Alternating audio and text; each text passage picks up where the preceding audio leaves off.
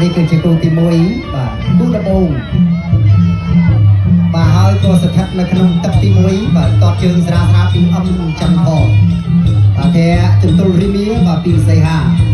បាទចន្ទថនបាទសីហាពតគ្រីកអមស្រាលតែមួយពីសីហាចាក់អោគ្រាបាទជង្គង់trongទឹកជង្គង់សងវិញព្រៀបអោគ្រាជង្គង់ពីបាទអមចន្ទថនបាទចាក់សោជាប់ធ្វើការចេញទេបាទលោកប្រញ្ញាកដាលបាយឆ្វេងពីអមចន្ទថនតែចន្ទុលអីសីពីបាទសីហាឆ្វេងស្ដាំពីសីហាដល់ចូលតែទៅពីបាទអមចន្ទថនអោគ្រា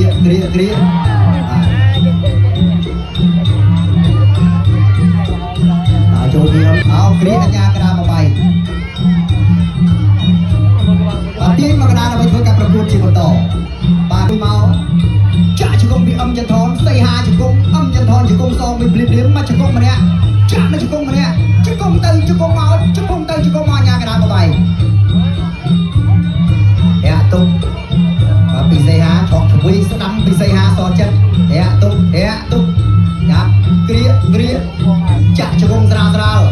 ចាក់ជង្គង់ស្រាលចាក់ស្រាលទាត់មកជើងឆ្វេងទាត់ខាងក្រោមមួយបើអត់ចំគោលដៅល្អទេទាត់កັບត្រាស្រាលចាក់ជង្គង់គ្រីអមពីអមចន្ទថនចាក់ជង្គង់ពីសីហាជង្គង់ពីអមចន្ទថនសីហាជង្គង់ណែបាទតនេះចាក់កវែងអមចន្ទថនរួយអមចន្ទថនតាច់បាទបាច់ចំហតែម្ដងអោគ្រាចាក់ជង្គង់គ្រីអមចាក់សងវិញព្រៀប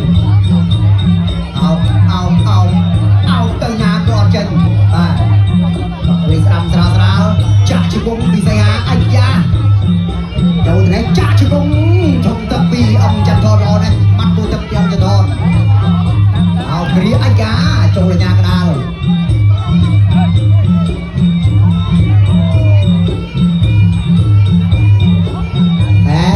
ជើងចន្ទុលត្រូមេទៅនេះបាទឆក់ពួរទឹកពីអមចន្ទថនចាក់ជង្គង់គ្រីអមបាទសីហាចាក់ជង្គង់សីហាជង្គង់ចន្ទថនបាទក្នុងទឹកទី1គាត់លេងរឿងស្រាលអត់តលេងធ្ងន់ទេបាទតោះតែទឹកទី2ទឹកទី3នោះចូលចាក់ជង្គង់ចន្ទថនសីហាជង្គង់ចន្ទថនជង្គង់សងវិញព្រៀបចាក់ជង្គង់ទៅមកស្រាលចាក់ជង្គង់ពួរទឹកចាក់ទៅចាក់មកគូនេះលេងតែជង្គង់ទេបាទទឹកទី1លេងតែជង្គង់សតតែម្ដងតោះបាទកាប់ចានទៅនេះចាក់ជង្គង់មកជង្គង់ចាក់សងវិញព្រៀបហើយចូលគ្រឿងចាក់ជង្គង់ពីសីហាសងវិញពីបាទអមចន្ទថនបាទគូនេះលេងជង្គង់ច្រើន